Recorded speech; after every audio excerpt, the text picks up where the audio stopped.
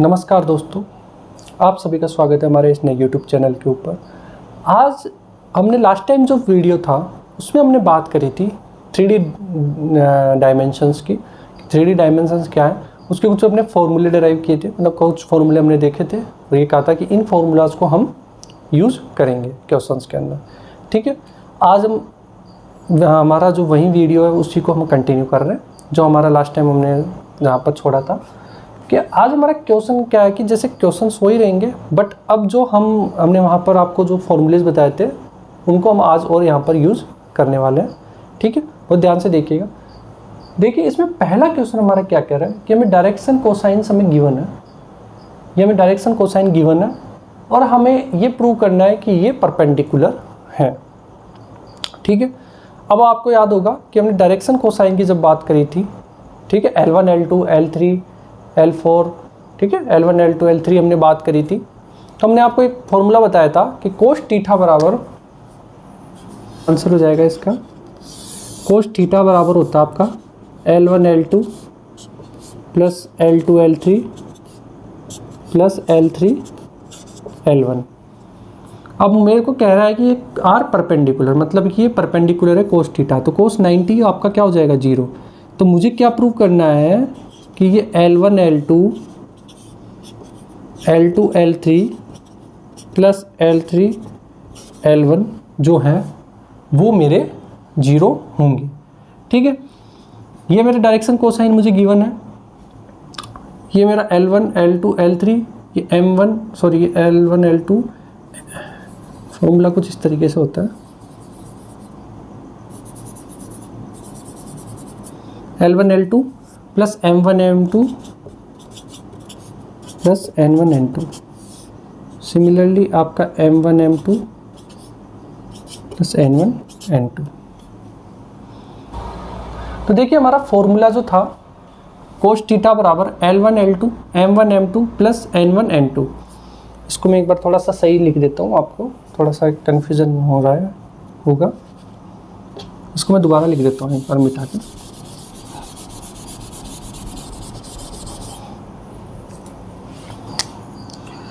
Formula होता है हमारा कोस थीटा बराबर L1 L2 M1 M2 plus N1 N2, ये मेरा फॉर्मूला होता है। ये आपको पता है, मैंने आपको पहले बता दिया था कि कोस थीटा बराबर L1 L2 plus M1 M2 plus N1 N2 होता है। ठीक है, अब ये आपके कोसाइन डायरेक्शन है। ठीक है, तो मैं इसमें दो के पेयर बनाऊंगा, पहले L1 L2 ये L3, ये M1 M2 M3 N1 N2 N3। मैं आपको कोई भी दो प्रूव करके दिखा दूंगा, ऑटोमेटिकली आपका तीसरा भी हो जाएगा। ठीक है, तो हमारा अब देखिए आर परपेंडिकुलर, तो कोस थीटा परपेंडिकुलर 0 होता है, तो मुझे क्या प्रूव करना है L1 L2 M1 M2 plus N1 N2 is equals to 0। ठीक है, तो पहला मैं इसको ले लूँगा L1 L2, तो केस फर्स्ट में क्या हो जाएगा L1 L2, तो मेरा हो जाएगा 12/13 इंटू 14/13 प्लस माइनस का 3/13 इंटू 12/13 प्लस N1 हो जाएगा मेरा माइनस का 4/13 इंटू 3/13। ठीक है, इज इक्वल्स टू मेरा 0 हो जाना चाहिए। देखते हैं कि हो रहा है कि नहीं हो रहा। अगर ये हो जाता है तो ये हमारे कोसाइन परपेंडिकुलर होंगे, अगर ये नहीं होता है, अगर 0, तो परपेंडिकुलर नहीं होगा। तो हमें प्रूव करना है कि ये परपेंडिकुलर है। देखिए 13 तो सब में कॉमन आ जाएगा नीचे से, तो आपका ऊपर ही रहेगा 48 माइनस 36 माइनस 12, 13 पूरा कॉमन आ जाएगा तो अपॉन 13, तो ये इक्वल्स टू आपका 0 हो गया। तो केस फर्स्ट आपका 0 हो गया। ठीक है, अब हम बात करेंगे केस सेकंड की। केस सेकंड क्या कहता है, case second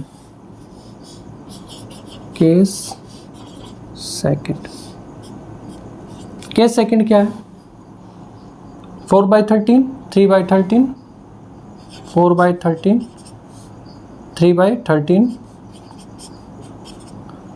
plus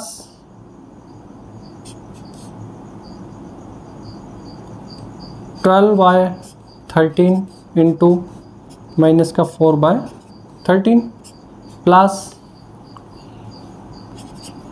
3/13 into 12/13 is equals to 0 होना चाहिए मेरा केस 2 भी। देखते हैं हो रहा है कि नहीं हो रहा। 13 मेरा कॉमन आ जाएगा, इसको मैंने यहाँ पर कॉमन ले लिया, इसको मैंने यहाँ पे कॉमन ले लिया। ये हो जाएगा मेरा 12, ये माइनस का 48 और ये हो जाएगा 36। आप इनको ऐड करेंगे तो ये आपका आ जाएगा 0। तो आपने देखा कि केस फर्स्ट में मेरा 0 आ रहा है, केस सेकंड में मेरा 0 आ रहा है। अब मैं बात करूँगा केस थर्ड की, ठीक है, केस थर्ड, क्योंकि हमारे पास में 3 कोसाइन है ना, अभी 2 ही होते हैं तो आपको इतना करना ही नहीं पड़ता। L1 L2 निकाल लेते हैं, M1 M2 N1 N2, ठीक है। अब आपको इसका इसके साथ, फिर इसका इसके साथ और इसका इसके साथ अब करना पड़ेगा, ठीक है। केस थर्ड क्या हो गया मेरा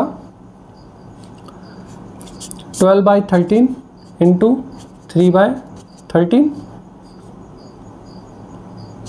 प्लस माइनस का 4/13 इंटू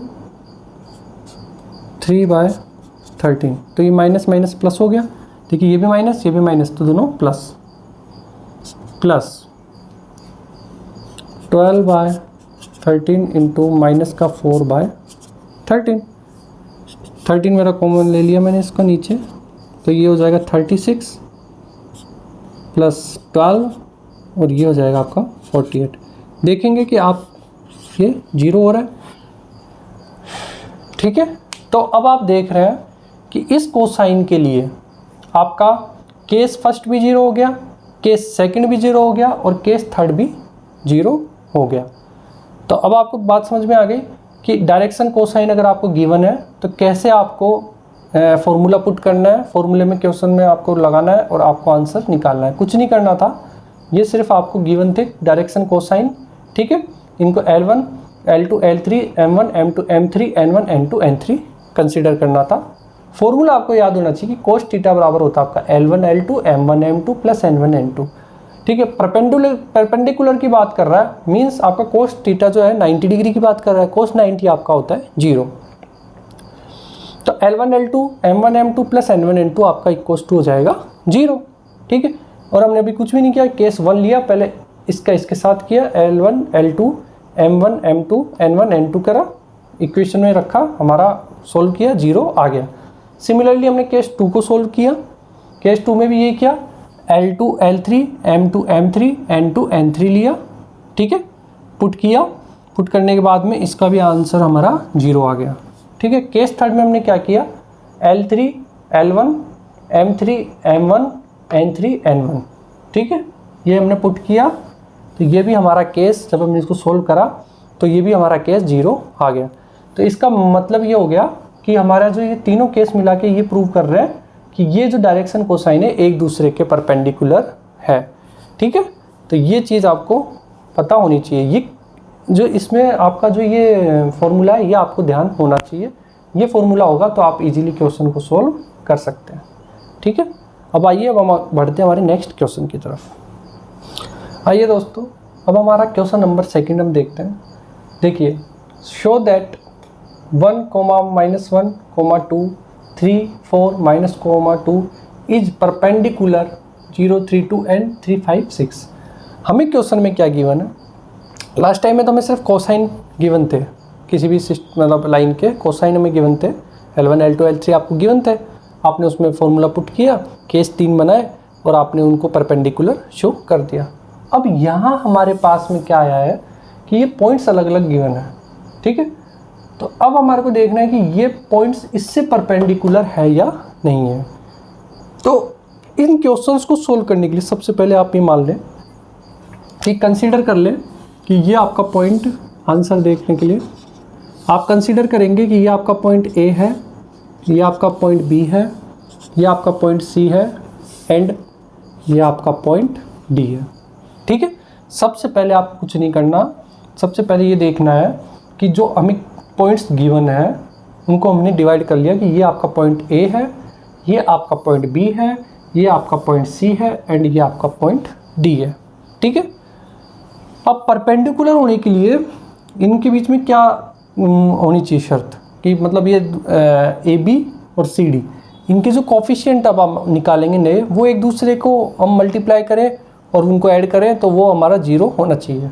फॉर एक एग्जांपल लेते हैं, देखिए ये ए बी ले लेता हूँ मैं पहले, ए बी, तो 3 - 1 2, 4 - 1 5 और माइनस का 2 और ये भी माइनस का 2 हो जाएगा, तो ये आपका हो जाएगा -4।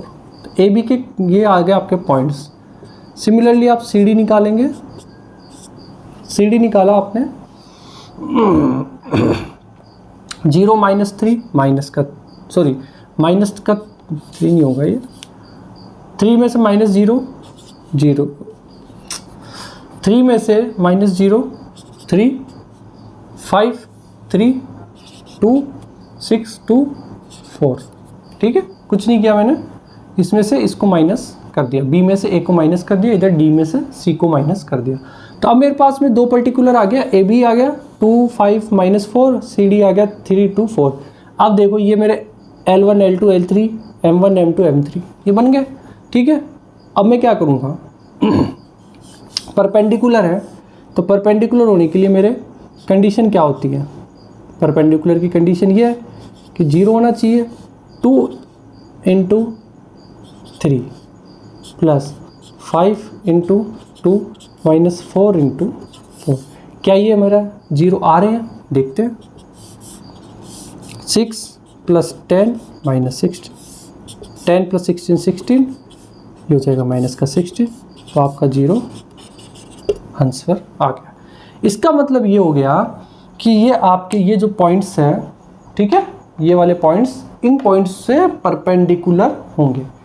ठीक है, ए बी के जो कोफिशिएंट्स हैं, ये जो मैंने निकाले कोसाइंस, ये सी डी के, इनको जब हमने मल्टीप्लाई करके ऐड किया, जो हमारा फॉर्मूला होता है, फॉर्मूला में यहाँ लिख देता हूँ, कोस थीटा बराबर L1 L2 M1 M2 plus N1 N2। देखो बहुत ध्यान से देखना, इस फॉर्मूले को बहुत काम आ रहा है। ठीक है, अलग अलग तरीक़ों से हमारे को यही फॉर्मूला यूज़ करना पड़ रहा है बार बार। तो मैंने L1 L2 M1 M2 N1 N2 निकाल लिए। ठीक है, और इनको निकालने के बाद में मैंने देखा कि ये 0 आने चाहिए, परपेंडिकुलर है, तो मतलब कोस थीटा बराबर 90 डिग्री, कोस 90 आपका 0 होता है।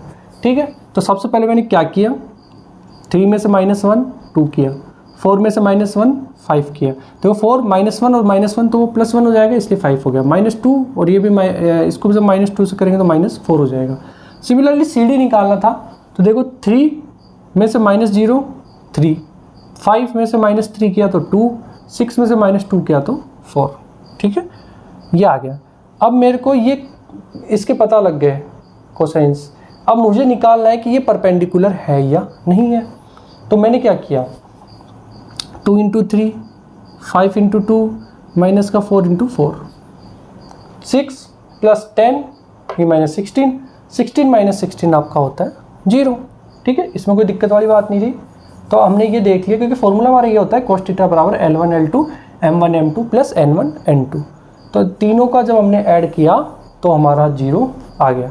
तो इस तरीके से हम ऐसे क्वेश्चन, देखो उस क्वेश्चन में एक अलग मतलब चीज़ दी गिवन थी आपको, वहाँ आपको L1 L2 L3 दे रखे थे, M1 M2 M3 दे रखे थे, N1 N2 N3 दे रखे थे। ठीक है, आपने अलग अलग 2-2 के पेयर बना करके किया। यहाँ आपको एक अलग सिचुएशन दी हुई है, उस सिचुएशन के अकॉर्डिंग हमने यहाँ दूसरा फॉर्मूला लगाया, क्योंकि एक ही लाइन के ये 2 हो गए ना, x1 x2, हमने x2 - x1 y2 - y1 z2 - z1 वो करते थे। तो अब यहाँ 3D के अंदर हम ये इस तरीके से करेंगे और इस पॉइंट निकाल लिए और इनको परपेंडिकुलर एक दूसरे को दिखा दिया। ठीक है, तो इस तरीके से हम इस क्वेश्चन को सोल्व करते हैं। आइए वो हम बढ़ते हैं हमारे,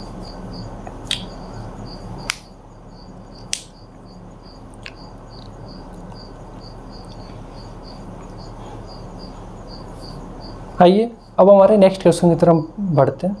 नेक्स्ट क्वेश्चन मेरा क्या कह रहा है, show that line through 4 7 8 2,3,4 is parallel to -1, -2, 1 and 1, 2, 5। देखिए अभी तक हमने बात करी थी कि पैरेलल है, पैरेलल होगा तो सिचुएशन हमारी अलग होती है। लास्ट क्वेश्चन में हमने देखा था कि जब वो परपेंडिकुलर थे एक दूसरे के तो हमने L1 L2 M1 M2 N1 N2 इन तीनों का एडिशन हमने किया, वो 0 होना चाहिए। अब यह बात कर रहा है कि यहाँ आपको 0 ये नहीं करना है, यहाँ आपको पैरेलल दिखाना है कि ये जो पॉइंट्स हैं, ये पॉइंट और ये पॉइंट एक दूसरे के पैरेलल है। ठीक है, करने का तरीका हमारा वही सेम होगा जो अभी हम लास्ट क्वेश्चन में हमने किया था, सेम वही ना हम प्रोसीजर फॉलो यहाँ करेंगे। तरीका हमारा बिल्कुल सेम होगा, पैटर्न बिल्कुल सेम है, सिर्फ हमें यहाँ पर पैरेलल शो करना है। तो देखिए पैरेलल, जब कोई भी ऐसे इक्वेशन के जो पॉइंट्स होते हैं वो पैरेलल शो होते हैं, तो उसमें जैसे हमने L1 L2 M1 M2 N1 N2 ये वो करा था 0, अब 0 नहीं होंगे। पैरेलल की कंडीशन क्या कहती है, देखिए पैरेलल की कंडीशन आपकी L1 L2 बराबर M1 M2 बराबर N1, ठीक है। वहाँ आपका L1 L2 M1 M2 N1 N2 is equal to 0 होता था। पैरेलल में आपका ये होगा L1 L2 M1 M2। अब हम इसके कोसाइन निकालेंगे, उनको एक दूसरे के इसमें रख के देखेंगे क्या तीनों इक्वल आ रहे हैं या नहीं आ रहे। अगर आ जाते हैं तो ये जो हमारे पॉइंट्स हैं वो एक दूसरे के पैरेलल होंगे, अदरवाइज पैरेलल नहीं होंगे। किस तरीके से सॉल्व करते हैं अब हम वो चीज़ देखते हैं। देखिए तरीका वही,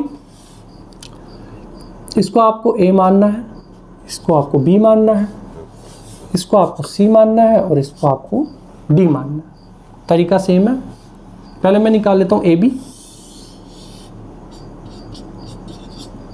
AB निकालना है 2 - 4 माइनस का 2 माइनस का 3 - 7 माइनस का 4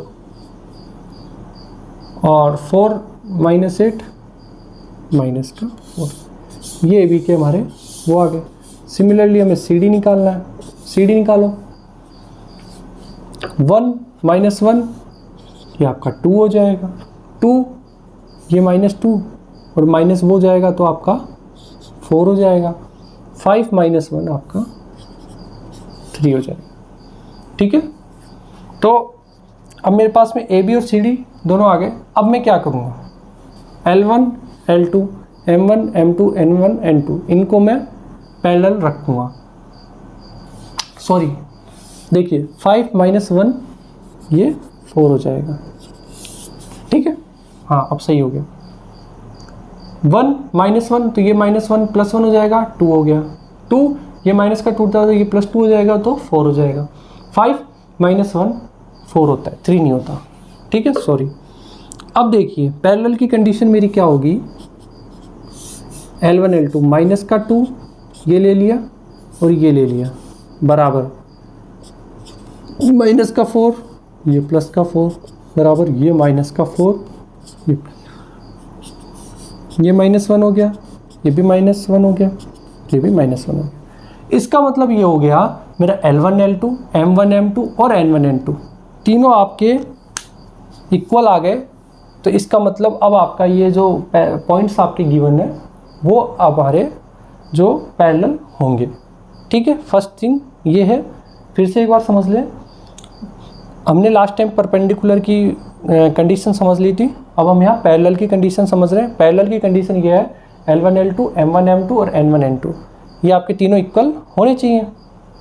ठीक है, AB CD पॉइंट ले लिया, इसमें से मैंने ये इसमें से ये माइनस करा, इसमें से ये माइनस करा, तो मेरे पॉइंट्स ये आ गए L1 L2 M1 M2 और N1 N2 तीनों को वो करेंगे। तो ये देखो ये -1 ये -1 और ये -1। ठीक है, तीनों आपके -1 हो गए। तो इस तरीके से अब हम जब क्वेश्चन को सॉल्व करेंगे तो पैरेलल के लिए हम इस तरीके से सॉल्व करते हैं। तो अब ये पैटर्न अगर कहीं भी आ जाता है आपको एग्जाम में तो आप इस तरीके से सॉल्व कर सकते हैं। थोड़ा इसको और बढ़ा सकते हैं, जैसे मैंने थोड़ा शॉर्ट में कर दिया। आप इसको ये कह सकते हैं कि ये इसको फिर हम अज्यूम करेंगे L1, इसको L2, इसको M1, इसको M2, इसको N1, इसको N2। फिर आप ये कंडीशन लिख देंगे पैरेलल की और फिर ये पुट कर देंगे। तो इस तरीके से आप सोल्व कर सकते हैं। मेन चीज़ है कि आपको ये फॉर्मूला याद होना चाहिए, परपेंडिकुलर के लिए भी याद होना चाहिए और पैरेलल के याद होना चाहिए। अब देखिए आगे जो हमारा नेक्स्ट जो क्वेश्चंस होंगे उसके अंदर अब हम वेक्टर फॉर्म लेंगे कि वेक्टर फॉर्म में अगर ये तो अभी तक पॉइंट्स की फॉर्म में आ रहा है, ठीक है, ये आपको भी कोऑर्डिनेट्स दिए हुए हैं, ठीक है, कोसाइंस में। अब आपको वेक्टर गिवन होंगे, वेक्टर से हम कैसे परपेंडिकुलर निकालेंगे, ठीक है, उसका क्या फॉर्मूला होता है, कैसे उनके बीच में थीटा एंगल निकालेंगे, वो सब चीज़ें हम नेक्स्ट वीडियो में इसमें डिस्कस करेंगे, ठीक है। आई होप कि आपको आज का ये वीडियो समझ में आया होगा, ठीक है। तो इस तरीके से हम सॉल्व करते हैं। आई होप कि आपको ये हमारा वीडियो, आज का ये वीडियो समझ में आया होगा। Thank you so much.